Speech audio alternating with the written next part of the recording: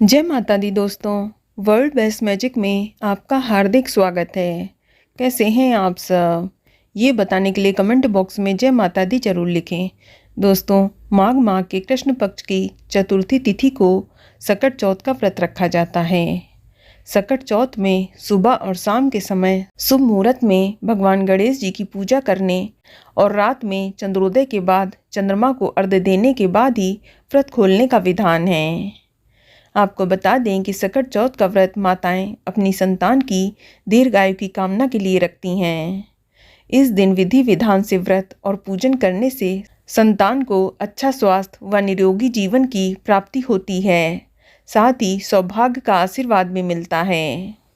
लेकिन सकट चौथ का व्रत तब तक संपूर्ण और सफल नहीं माना जाता जब तक आप चंद्रमा के दर्शन और चंद्रमा का पूजन न कर लें, क्योंकि सकट चौथ का व्रत चंद्र दर्शन और चंद्रमा को अर्घ्य देने के बाद ही इस व्रत का पारण करना होता है। तो इस वीडियो में मैं आपको सकट चौथ व्रत में चंद्रमा की पूजा किस प्रकार करें इसकी जानकारी दूंगी कि आपको चंद्रमा को अर्घ्य कैसे देना है, और यदि बादल होने के कारण या सर्दी में अधिक कोहरा होने के कारण आपको चंद्रमा के दर्शन नहीं हो पा रहे हैं, तो इस स्थिति में आप सकट चौथ का व्रत किस प्रकार खोलेंगी, किस प्रकार आप चंद्रमा का पूजन करेंगी, इसकी भी जानकारी मैं आपको इस वीडियो में दूंगी। इसलिए लास्ट तक वीडियो को ज़रूर देखें। लेकिन अगर अभी तक आपने हमारे चैनल को सब्सक्राइब नहीं किया है तो जल्दी से सब्सक्राइब करके बेल आइकन दबा दें। साथ ही इस वीडियो को लाइक करें और ज़्यादा से ज़्यादा शेयर करें। तो आइए शुरू करते हैं।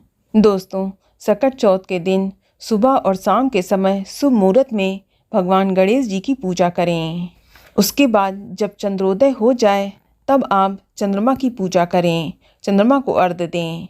इसके लिए आप एक लकड़ी की चौकी लें और उस पर लाल रंग का वस्त्र बिछा लें।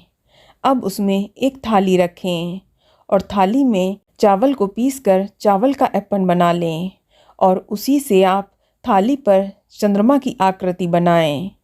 ये चौकी अगर आपको चंद्र दर्शन हो रहे हैं तो आप अपनी छत पर या खुले में रखकर चंद्रमा को देखते हुए इस थाली का पूजन करते रहें।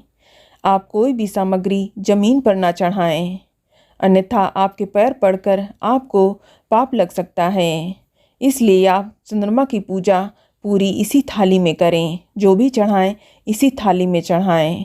आपने जो चंद्रमा की आकृति बनाई है आप इसी का विधिवत पूजन करें। सबसे पहले आप एक लोटे में जल भरकर उसमें थोड़ा सा गंगा जल मिला लें। अब उसमें थोड़ा सा कच्चा दूध भी मिला लें, थोड़ी सी रोली और काले तिल और गुड़ भी मिला लें। इसके बाद सफ़ेद पुष्प ले लें। साथ ही आप पूजा की थाली में भी रोली, अक्षत, सफ़ेद फूल, तिल गुड़ के लड्डू और आरती अवश्य रख लें। जब चंद्रोदय हो जाए तब आप चंद्रमा के दर्शन करें और साथ में थाली में रखे चांद का पूजन करें। सर्वप्रथम आप चंद्रमा को रोली लगाएं, उन्हें अक्षत अर्पित करें, फूल चढ़ाएं, तिल गुड़ के लड्डू का भोग लगाएं और आरती दिखाएं। अब इसके बाद आपने जो लोटे में अर्घ्य तैयार किया है उस जल को थाली में चंद्रमा को देखते हुए चंद्रमा को अर्घ्य दें। ध्यान रखें कि अर्घ्य आप इसी थाली में दें, क्योंकि चंद्रमा पर चढ़ाए गए अर्घ्य का छींटा आपके पैर पर या आपके शरीर पर नहीं पड़ना चाहिए। इस बात का भी आपको विशेष ध्यान रखना है।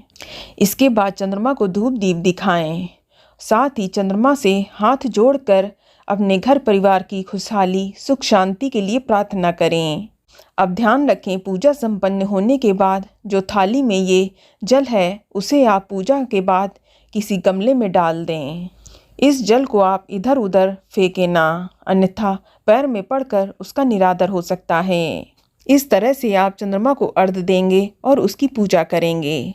चलिए अब जानते हैं कि यदि आपके शहर में चंद्रमा नहीं दिख रहा है, यानी कोहरे के कारण या बादल होने के कारण आपको चंद्रमा के दर्शन नहीं हो पा रहे हैं, तो इस स्थिति में आप क्या करें? तो सबसे पहले आप अपने शहर में चंद्रोदय का समय जान लें कि आपके शहर में चंद्रमा कितने बजे निकलेगा। आप उस समय तक वेट अवश्य करें और कम से कम हो सके तो रात 11 बजे तक चंद्रमा के दर्शन होने का इंतज़ार अवश्य करें। हो सकता है थोड़ी देर में या बादल छटने के बाद थोड़े वक्त बाद आपको चंद्रमा के दर्शन हो जाएं। यदि आपको रात 11 बजे तक भी चंद्रमा के दर्शन न हो, तब आप इस स्थिति में जिस भी शहर में चंद्रमा दिखाई दिया है, अगर आपको वहां से चांद की फ़ोटो मिल रही है तो आप उस शहर से चंद्रमा की तस्वीर मंगाकर उसके दर्शन करके अपना व्रत खोल सकती हैं। यदि ऐसा संभव नहीं है तो आप जो मैंने थाली में चांद की आकृति बनाकर पूजा की विधि बताई है, उसे करके भी आप अपना व्रत खोल सकती हैं। या इसके अलावा यदि आपको चंद्रमा नहीं दिखा है तो आप भगवान शिव के मस्तक पर जो चंद्रमा विराजमान है उसके दर्शन करें और उसका पूजन करें।